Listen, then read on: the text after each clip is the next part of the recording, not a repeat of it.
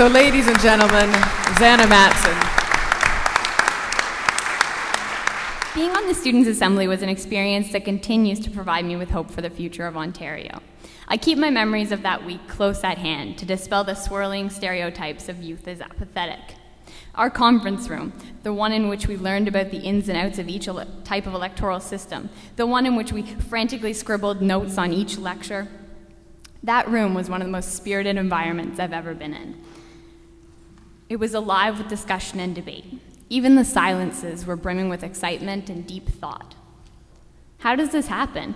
How do you take 103 youth who span the ages of 14 to 18 from varying degrees of educational backgrounds with differing goals and from every single riding in Ontario and make them excited about politics?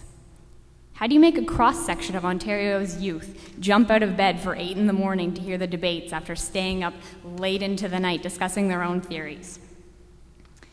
It wasn't that we all went into the experience loving electoral systems. We didn't all know what those pillars of democracy you just saw in the Citizens' Assembly video were. But by the end, we'd all been changed to care about these issues, to care about the system that decides our legislature.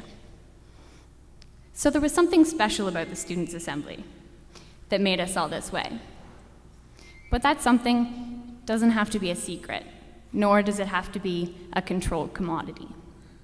The Assembly offered its members empowerment. It reached out to youth, and instead of guiding our hands condescendingly, it gave each of us the power to make a difference. It handed each of us a ballot. After learning about the systems, hearing arguments for and against each from academics, specialists, and I'd say most importantly our peers, we were to decide on the system we wanted. This was not an empty vote. It was to be presented to the Citizens' Assembly for consideration of their final decision. As youth, we made up most of the future and have the greatest interest in the outcome because it'll define us for the longest. We voted overwhelmingly in favor of mixed member proportional, a decision that would be mirrored by the Citizens' Assembly months later.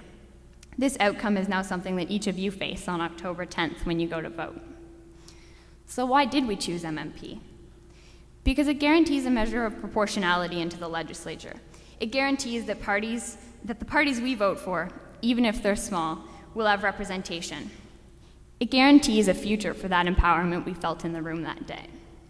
People are not innately apathetic. It comes after years of discouragement. It comes from voting repeatedly for a party and never seeing that vote affect the legislature. For some of us, it comes from not seeing a single face on that legislature that reflects who we are, not one face who we can identify with from a social, cultural, or economic perspective.